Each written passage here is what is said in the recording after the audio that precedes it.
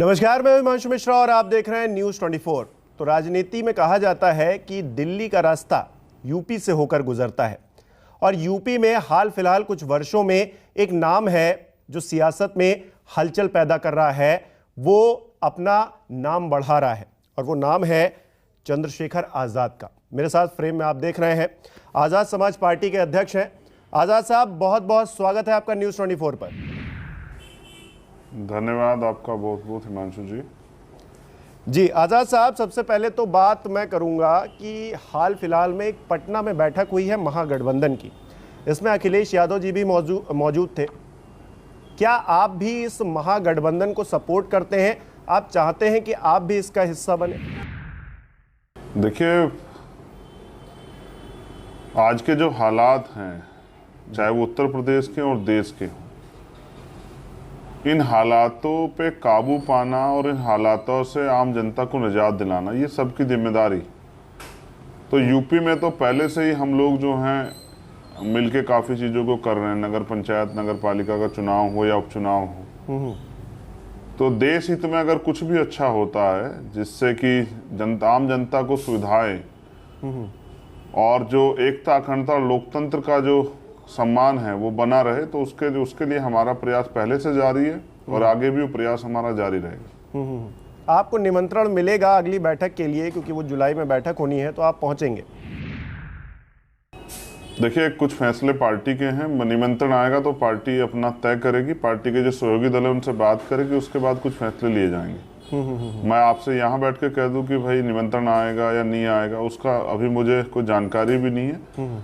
तो कोई निमंत्रण आएगा तो पार्टी के जो सीनियर लोग हैं, कोर कमेटी के, उनसे बात होगी और जो डिसीजन होगा फिर उसके जरिए उस पर आगे काम किया जाएगा। अभी हाल फिलहाल में हम अपने दल को उसको जमीन लेवल पे मजबूत करने के लिए काम कर रहे हैं और मुझे उम्मीद है कि आने वाले कल में आज़ाद समाज पार्टी के प्रति समर्थन जनता का बढ़ेगा, क्योंकि आज़ाद समाज पार्टी के लोग दिन रात मेहनत कर रहे हैं। जी, हाल फिलहाल में ओपी राजभर साहब ने एक बयान दिया है। उन्होंने कहा है कि महागठबंधन को मायावती जी को साथ में लेना चाहिए और उन्हें प्रधानमंत्री बनाना चाहिए। आप इसको लेकर क्या सोचते हैं? अब देखिए, जिन्होंने बयान दिया उनको ज़्यादा इस बात की जानकारी होगी। आपको क्या लगता है? मैं तो ये समझता हूँ कि अगर पहले एक ऐसा जो अलायंस, जो प्रयास चल रहा है अलायंस का, वो मजबूती से अलायंस हो और वो दिलों का भी हो और उसका वो सिर्फ चुनावी अलायंस ना हो, जनता में भी उसका समर्थन बने, एक दूसरे के प्रति जो कार्यकर्ता हैं एक दूसरे के, उनके अंदर विश्वास पैदा हो। गठबंधन जीतने के लिए होना चाहिए, जनता की मदद के लिए, ना कि किसी को गठबंधन के सहयोगी को हराने के लिए। तो जो राजभर जी ने जो बयान दिया बहुत सोच समझ के दिया होगा, अपना फायदा नुकसान देख के, और वर्तमान के जो हालात हैं, सियासी हालात, उसमें वो वहाँ अपने आप को कहाँ खड़ा देखते हैं उस हिसाब से दिया होगा। मायावती जी को लेकर चंद्रशेखर जी क्या सोचते हैं? उनके साथ क्या जाने की संभावनाएं बन सकती हैं? उनको लेकर आपके मन में क्या है? देखिए, मैं उनका बड़ा सम्मान करता हूँ। जाति से ऊपर उठ के भी उन्होंने काम किया है, बहुत मेहनत की है, कमजोर वर्ग के लोगों को नए अवसर पैदा किए हैं। माननीय काशीराम साहब ने जो सपना देखा था उसको उन्होंने आगे बढ़ा है। हाल फिलहाल में वो उस तरह से उतनी राजनीतिक रूप से ताकतवर नहीं रही है, तो वो उसके बावजूद भी मैं हमेशा मेरे मन में, मेरे दिल में उनके प्रति जो सम्मान था वो आज भी है, कल भी था और आगे भी रहेगा। मैं समझता हूँ उनको आगे बढ़ना चाहिए, उनको आगे नेतृत्व करना चाहिए। वो एक बड़ी प्लेयर हैं, इसकी उनको इग्नोर नहीं किया जाता, इसमें कोई दो राय नहीं है। और मैं समझता हूँ क्योंकि कुछ फैसले उन्होंने हाल फिलहाल में लिए हैं, तो वो भी कुछ सोच रही होगी अपने समाज के हित में, पार्टी के हित में। तो मेरा काम है कि जो अच्छी कोशिश हो हम लोग उसका समर्थन करें। तो मैं उनका अभी भी दिल से जो है उनका धन्यवाद देता हूँ यहाँ तक इस आंदोलन को लेके आने के लिए। जो कमी उनकी रह गई है, जो उनके आंदोलन, उस आंदोलन में जो कमी रह गई इन वर्गों के विकास के लिए, उसके लिए बीड़ा हम लोगों ने उठाया कि हम लोग उसको पूरा करेंगे। मायावती के जो समर्थक हैं, मायावती जी के जो समर्थक हैं, वो अक्सर ये कहते हैं उनकी पार्टी के जी, तो मैं उनको जी, मायावती जी के जो समर्थक हैं वो इस बात का जिक्र करते हैं कि चंद्रशेखर जी के आने से उनका जो आधार वोट है वो प्रभावित होगा। तो इसे लेकर चंद्रशेखर जी क्या सोचते हैं? देखिए, कभी ये ट्रेडिशनल वोटर्स किसी का नहीं रहा है। जिसने भी इनके लिए नए अवसर और इन वर्गों में उत्साह, सम्मान और इनके आत्मसम्मान की रक्षा की, सुरक्षा की भावना पैदा की। पहले ये वोट जो है बाबा साहब अम्बेडकर के साथ था, फिर ये कांग्रेस के साथ गया, फिर ये जनता दल के साथ गया, फिर जब बीएसपी आई बीएसपी के साथ गया। अब भी कहीं कहीं देखिए, जैसे यूपी में इतने बड़े पैमाने पे वोट बीएसपी को अब तक जाता था, लेकिन अन्य स्टेटों में तो और दलों को जाता है। सब जगह तो इनको नहीं मिलता। जैसे पंजाब में 30 से लेकर 42% तक वोट है, तो वहां तो नहीं मिला, वहां तो दूसरी पार्टी कामयाब होगी। तो मेरा भी ये प्रयास है कि इसमें विभाजन ना हो, एकजुट हो जाए। इसके लिए मैंने लंबे समय प्रयास भी किया। अभी मैं प्रयास कर रहा हूँ कि बहन जी अपनी हट जो है छोड़ दें, और वो तो देश के नेता है, उनको जो है देश स्तर पे इस आंदोलन को आगे बढ़ाना चाहिए। हम लोग उनके हम तो छोटे हैं उनके, मैं तो जो है बेटे के समान हूँ। मेरा प्रयास रहेगा कि जितना भी वो जो वैचारिक आंदोलन मजबूत हो, तो मैं उसके लिए हमेशा तैयार रहा कि एकजुटता बनी रहे। मैं नहीं चाहता विभाजन हो। मैंने काफी प्रयास किया, उनमें कुछ हट है, कुछ जिद है कि किसी नौजवान को, या जिस तरह से देखिए मैं आज जहां मैं खड़ा हूं वो भी इसी क्षेत्र से निकल के आई, वो भी इस तरह के ही एटमोस्फेयर से निकल के आई, गरीब परिवार से, फिर मेहनत करके आगे बढ़ी, कई कठिनाइयों का सामना करना पड़ा। आज उनको हमारे जैसे लोगों को मदद करनी चाहिए थी, आशीर्वाद देना चाहिए था, लेकिन कहीं ना कहीं उन्होंने हमसे दूरी बनाई है। अब राजनीतिक रूप से इसके कई कारण हो सकते हैं, सत्ता का दबाव भी हो सकता है, और भी कोई चीजें हो सकती है, लेकिन मैं हमेशा उनके साथ था। जब उनके साथ कोई मुसीबत उनके सामने आएगी तो मुझे इसके लिए किससे पूछना नहीं पड़ेगा, मैं हमेशा उनके साथ खड़ा रहूंगा, और मैं उनका दिल से सम्मान करता हूँ। ठीक है, मेरा आप सम्मान कोई करते हैं और आप साथ जाने में कोई गुरेज भी नहीं करेंगे। की वजह आप से इस बात का समर्पण जिक्र कर रहे सम्मान करता हूँ। जी, आप अखिलेश यादव जी की राजनीति को कैसे देखते हैं, और जयंत चौधरी जी? मुझे सच में कोई गुरेज नहीं है। देखिए, बहुत अच्छे संबंध हैं, और दोनों अच्छे सीनियर लीडर्स हैं, दोनों अच्छा अपना काम कर रहे हैं, और दोनों ने समय समय पे जो है अन्याय अत्याचार के खिलाफ जो है अपने, जब तक वो जो सरकार में या ताकत में रहे, वो बोलते भी हैं।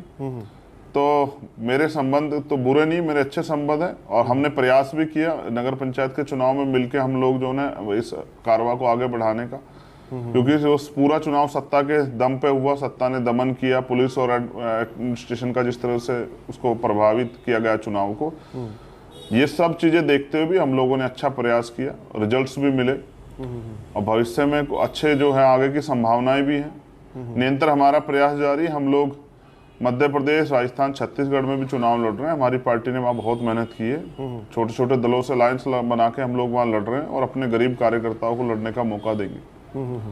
आप कह रहे हैं मध्य प्रदेश, छत्तीसगढ़ और राजस्थान, मैं उनको कोशिश करूंगा, दोनों ही हमारे जो गठबंधन के साथी हैं जी, वहाँ आप चुनाव लड़ेंगे, और इस चुनाव के लिए क्या तैयारियां कर रहे हैं? मैं अपने जी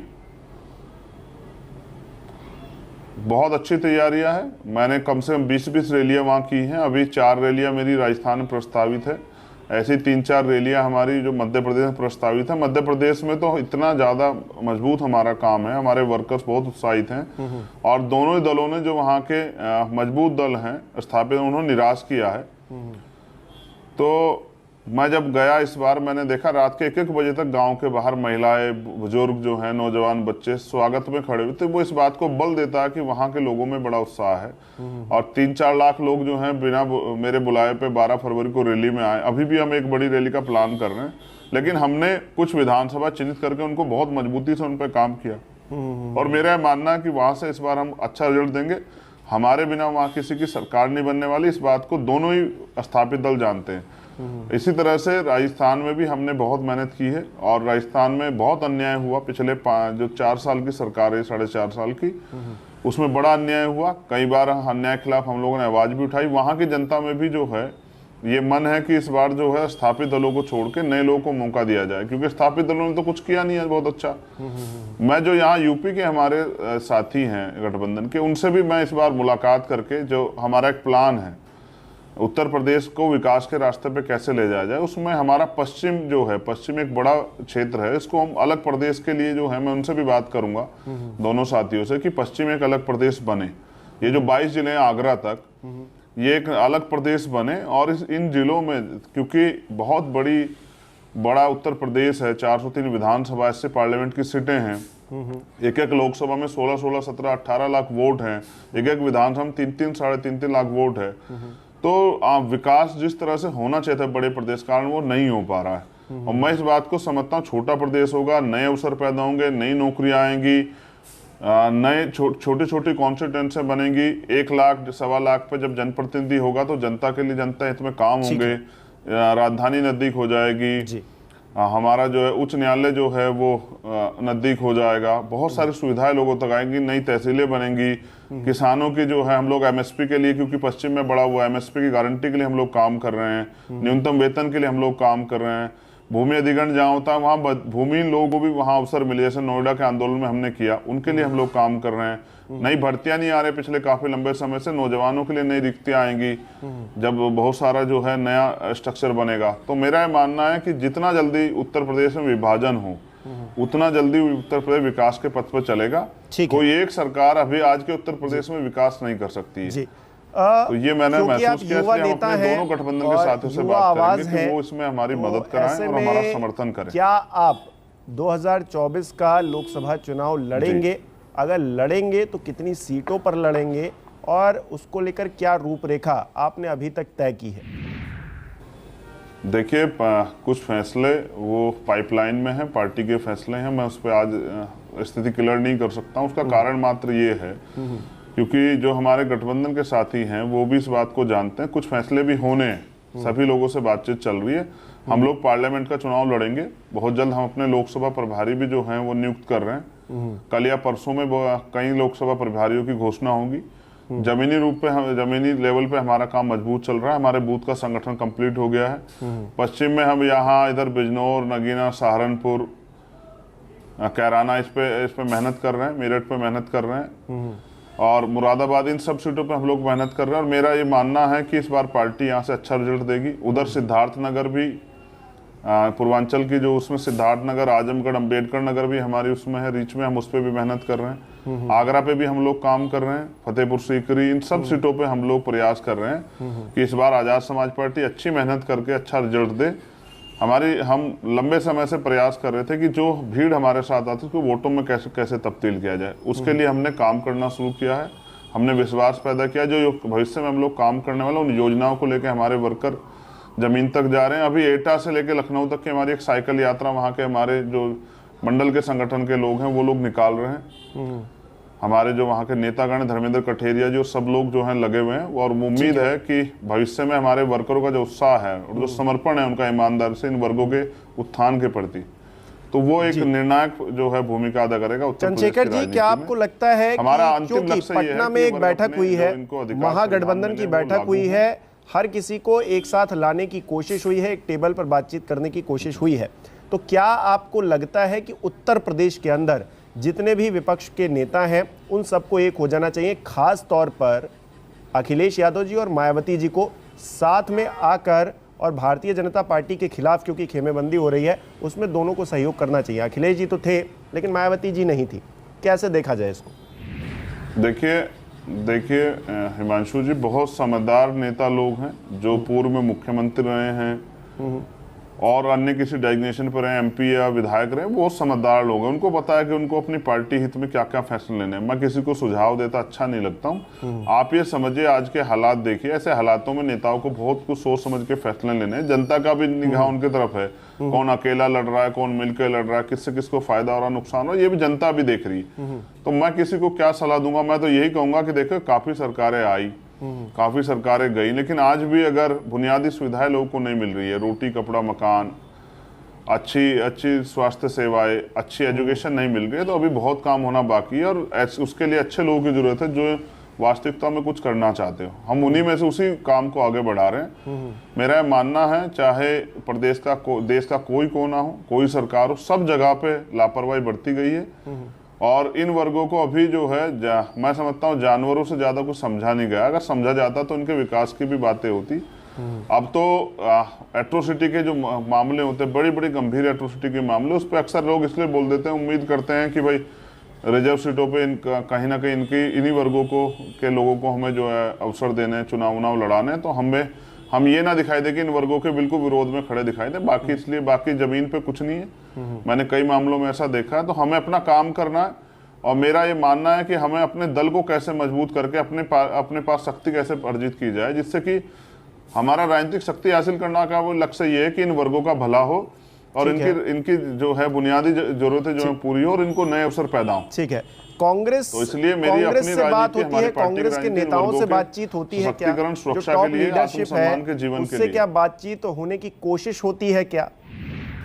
नहीं, मेरी पहले पिछले चुनाव में मेरी उनसे बातचीत हुई है और कुछ देखिए, कुछ नीतिगत फैसले हैं, कुछ वैचारिक वो हैं, तो कई बार जो है कुछ वैचारिक चीजों पे हमारा हस्तक्षेप रहता है। हम अपनी वैचारिक जो बुनियाद है, फूले साहू पेरियार अंबेडकर की जो वो है, मान्यवर काशीराम साहब की जो समाहित जो साझी जो विरासत है विचारधारा, उससे समझौता नहीं कर सकते हैं। तो चुनावी अलायंस अलग होता है, लेकिन कई बार मैंने कई विषय पे उनसे बात की है और मुझे उम्मीद है अब वो धीरे धीरे इन विषयों पे बोलने लगे हैं, इनकी महत्ता को समझने लगे हैं। जैसे जातिगत जनगणना पे कभी जो है विपक्ष के लोगों ने नहीं बात की, लेकिन आज जातिगत जनगणना पे बात होती है, सामाजिक न्याय पे बात होती है। लेकिन ये बातें ही ना हो, जहां जहां आपको सरकारें मिली है, जैसे ओपीएस है, ओल्ड पेंशन स्कीम, ये लागू होनी चाहिए। जितनी भी ये जो लेटरल एंट्री या संविदा से नियुक्तियां हो रही है, इससे आरक्षण का जो वो है हिस्सेदारी, वो इन वर्गों की खत्म हो रही है, वो मिलनी चाहिए। जहां जहां इनकी सरकारें, इनको खुद को करके दिखाना चाहिए। कुछ अब कहने से काम नहीं चलेगा, जनता जागरूक हो रही है और बाकी हम लोगों का काम है जनता को जागरूक करना, हम लोग कर ही रहे हैं। अब आप देखिए, आज भी अगर अखबार में इतना अन्याय, एट्रोसिटी के मामले आते हैं तो सरकारें तो सभी की है। तो इनको दूसरों को कहने की बजाय अपने आप भी ध्यान देना चाहिए कि जहां विपक्ष है वहीं ये इस तरह की चीजों पे हस्तक्षेप ना करें, जहां इनकी सरकारें वहां भी कुछ करके दिखाएं और करके दिखाएंगे तो जनता इस बात को देख रही है। विपक्ष की बात हो गई, अब सत्ता पक्ष की बात कर लेते हैं। घटना पे जनता की नजर रहती है और भारतीय जनता पार्टी की सरकार को आप कितने नंबर देंगे उत्तर प्रदेश में, और क्योंकि 9 साल हो गए हैं केंद्र में, उसे कितने नंबर देंगे आप? और आपका एक मैं ट्वीट पढ़ रहा था, उसमें आपने ट्रिपल इंजन की बात की। वो ट्रिपल इंजन क्या है, मुझे ये भी समझाइए। देखिए, जब इलेक्शन आया था नगर पंचायत, नगर पालिका, नगर निगम का, तब उत्तर प्रदेश के मुख्यमंत्री ये कहते घूम रहे थे कि भाई डबल इंजन की तो हमारी है, केंद्र में और स्टेट में ट्रिपल इंजन की और कर दो। तो ट्रिपल इंजन पहले भी सबसे ज्यादा जो मेयर की सीट थी वो इन्हीं के पास थी। ट्रिपल इंजन तो पहले से था ये भारतीय जनता पार्टी का। लेकिन वो ट्रिपल इंजन में क्या हो रहा है, कल मैं पंजाब की तरफ जा रहा था तो हरियाणा में इनकी सरकार है, मैंने देखा सड़क पे 2-2, 2.5 फीट पानी था। नेशनल हाईवे की बात आपको बता रहा हूँ, मेरे पास वीडियो भी, आप कहोगे तो मैं भेज दूंगा, आप अपने दर्शकों को दिखा देना। तो मैं ये सोच रहा था कि पानी में सड़क है, सड़क पे पानी है, आम जनमानस को इतने जो है समस्याओं का सामना करना पड़ता है। तो बीजेपी को आप नंबर की बात कह रहे हैं, मैं कहूंगा कि ये फेल सरकार है। कानून व्यवस्था के नाम पे जिस तरह से यहाँ न्यायालयों में गोली चलती है, जिस तरह से पुलिस सुरक्षा में हत्याएं होती है, जिस तरह से जो है पुलिस के कर्मचारी ही अपराध, अपहरण में, फिरौती में और चांदी चोरी करते पकड़े जाते हैं, जिस तरह से पुलिस जो है कई घटनाओं में जो है निर्दोष लोगों को जेल बंद करती नजर। अभी नोएडा की एक घटना है, मैं आपकी जानकारी में लाना चाहूंगा। एक शेड्यूल कास्ट के बच्चा जो LLB कर रहा था, उसको जबरन झूठे मुकदमे में उन्होंने डाला, उसके साथ कितनी इंतहा की मारपीट की, उसके प्राइवेट पार्ट में उसको जो है डंडा वंडा जो है इस तरह से उसको जो है मारा पीटा। क्राइम हो रहा है, क्राइम हो रहा है, आप इस बात का जिक्र कर रहे हैं। मैं सिर्फ ये पूछ रहा हूँ कि 10 में से कितने नंबर आप देंगे? 10 में से अगर आपको नंबर देने हो तो कितने नंबर देंगे? हाँ बिल्कुल, मैं ये भी आपको याद दिलाऊं, जिस तरह से इस सरकार के नेता गरीबों की जमीनों को जो है दबाने का काम कर रहे हैं, लूटने का काम कर रहे हैं, बहन बेटियां सेफ नहीं है, भर्तियों में घोटाले जो आते हैं। यूपी पुलिस की SI की भर्ती अभी तक पूरी नहीं हुई। 69,000 शिक्षक भर्ती में जिस तरह से इन्होंने घोटाला किया दलित पिछड़े वर्गों के साथ, तो नंबर नहीं, इन पे तो मुकदमा दर्ज करके इनको जेल भेजना चाहिए, इनके मंत्रियों को, विधायकों को। जिस तरह से कल इनके एक MP जो है एक पुलिस के छोटा सा सवाल और है मेरा, आखिरी में एक छोटा सा सवाल और है मेरा, संबंधित है। ये भाषा शैली बताती है कि सरकार अहंकार में है। जी, धीरेन्द्र कृष्ण शास्त्री को लेकर इतना नाराजगी क्यों है चंद्रशेखर जी के अंदर? उत्तर प्रदेश में भी देगी और देश में भी देगी इनको। जी, धीरेन्द्र कृष्ण शास्त्री को लेकर इतनी नाराजगी क्यों है? नाराजगी, देखिए, नाराजगी आपके कार्यशैली से होती है। जी जी, नहीं, मेरी कोई नाराजगी नहीं है, वो अपना रोजगार कर रहे हैं, मुझे क्या नाराजगी होगी उनसे? वो भी जानते हैं इस बात को कि वो रोजगार कर रहे हैं। अच्छा अच्छा अच्छा, तो चलिए। जो लोग, जिसका जो रोजगार है उससे मुझे क्यों रोकोगे? मैंने उनसे कहा रोजगार करो, लेकिन रोजगार के नाम पे लोगों की भावनाओं से मत खिलवाड़ करो। अच्छा चंद्रशेखर जी, अपने आप भाई रोजगार का को मतलब अगले ये थोड़ा 10 सालों में कहां देखना चाहते हैं? क्योंकि क्या मुख्यमंत्री बनने की चाहत है? ये सवाल इसलिए क्योंकि ताकत होती है तभी आप बदलाव कर पाते हैं, ताकत नहीं होती है तो आप बदलाव नहीं कर पाएंगे। तो क्या मुख्यमंत्री बनने की चाहत रखते हैं चंद्रशेखर जी? देखिए, मैं एक पढ़ा लिखा वकील व्यक्ति हूँ, समाज सेवा कर रहा था, पुलिस ने झूठे मुकदमे लगा के जेल में डाल दिया, सत्ता की ताकत समझ आई तो मैंने फिर मैदान में आके कोशिश की कि हमारे लोगों को ये सत्ता की ताकत मिले। मैं मुख्यमंत्री प्रधानमंत्री बनने का सपना लेके यहाँ नहीं आया हूँ, मैं एकमात्र सपना लेके आया हूँ कि बाबा साहब अम्बेडकर का लिखा संविधान जो है वो लागू हो और जो हमारी वैचारिक वो है समता समानता बंधुत्व भाईचारा आए इस देश में, इंसानों को इंसान समझा जाए और बुनियादी सुविधाएं मिले, जिससे लोकतंत्र है, लोग सत्ता के दम पे लोग तानाशाह ना बने। मैं सिर्फ यही चाहता हूँ और इसके लिए मैंने प्रयास किया। हम एक साझी विरासत चलाते हैं, महामना रामसु वर्मा जी हों, बाबू जगदेव प्रसाद कुशवाहा, जननायक कर्पूरी ठाकुर, ये जो महापुरुष हैं हमारे, जिन्होंने मानवता का रास्ता दिखाया, सदगुरु रविदास जी हों, बुद्ध हों, पेरियार हो, मैं बस उनके सपनों का भारत बने, भारत में जो है जो हमारा प्रेम्बल है वो लागू हो, यही मेरा सपना है और उसके लिए मैं मेहनत करता रहूंगा। मेरी किसी जाति से लड़ाई नहीं, किसी धर्म से लड़ाई नहीं, बस इंसानियत लोगों के अंदर पैदा हो, जाति धर्म के नाम में अत्याचार ना हो, भेदभाव ना हो, इसके मैं खिलाफ हूँ। और मैं कभी अन्याय में ये नहीं देखता कि सामने कौन सी पार्टी और नेता कितना ताकतवर है। जब किसी का अन्याय होता है मैं हमेशा खड़ा रहता हूँ। अभी इसके लिए जब आपको याद होगा, जब पहलवानों का आंदोलन चल रहा था, बढ़ चढ़ के हमने उसमें हिस्सा लिया, जबकि सरकार के ताकतवर लोग उसमें विपक्ष शामिल थे, लेकिन सरकार ने क्या कार्रवाई की आपने देखा। अच्छा, आखिरी में एक नाम प्लीज जरूर लीजिएगा, एक नाम जरूर लीजिएगा। आप प्रधानमंत्री के तौर पर 2024 में किसे देखना चाहते हैं? सिर्फ एक नाम। चंद्रशेखर में क्या बुराई है? चंद्रशेखर को बनना चाहिए, क्या बुराई है? चंद्रशेखर जी बनने के लिए तैयार है। चंद्रशेखर जी कह रहे हैं मुख्यमंत्री बनने को तैयार नहीं है, सीधे प्रधानमंत्री बनने को तैयार है। आपने भी पूछा, आपने मुझसे पूछा कि भाई किसी एक नाम को, तो मैंने कहा कि मुझसे ज्यादा जिम्मेदार समझदार कौन होगा इस देश के लिए और इन वर्गों के हितों के लिए, जिन वर्गों को हितों आज तक नहीं हो पाए। विपक्ष में राहुल गांधी का नाम उछलता है, आप मानते उन्हें बनना चाहिए? मैं किसी को ना, अच्छा मैं किसी को रोक दूंगा? नहीं, मैं तो सिर्फ आपका विचार जानना चाह रहा था। तो उन्हीं का बनेगा। मैंने आपसे कहा अगर आप ये पूछोगे कि कौन बनना चाहिए, तो मैं समझता हूँ मुझसे अच्छा विकल्प नहीं है। अगर आप ये पूछोगे कि कौन बनना चाहिए, और बाकी बहुत बहुत शुभकामनाएं मेरी तरफ से, बहुत बहुत शुभकामनाएं हैं। आप विपक्ष तय करेगा, मेरे कहीं से थोड़ा बनेगा भाई। बिल्कुल बिल्कुल, आप जिस समाज की बात करते हैं उसमें बहुत ही उत्थान की और जरूरत है। बहुत ज्यादा चीजें आगे बढ़ी हैं, बहुत ज्यादा विकास हो रहा है, उनको लेकर भी लोग जागरूक हो रहे हैं, और भी समाज में जागरूकता फैले, और भी जो स्थिति है उनकी और मजबूत हो। आप युवा नेता हैं, मेरी बहुत बहुत शुभकामनाएं हैं। आप खुद कह रहे हैं कि आप अगर विकल्प के तौर पर आपका नाम रखा जाए तो कोई बुराई नहीं है। बहुत बहुत शुभकामनाएं हैं मेरी तरफ से तो कि आप आगे बढ़ें, अपनी राजनीति को आगे बढ़ाएं और यूं ही जो गरीब और जो गुर्बत लोग हैं उनकी बातें करते रहें। बहुत बहुत शुक्रिया अपना समय देने के लिए चंद्रशेखर आजाद जी। नमस्कार, मैं हूं मानक गुप्ता।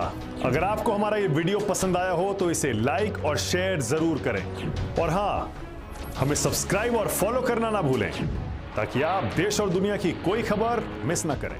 तो जुड़े रहिए हमारे साथ और देखते रहिए News 24।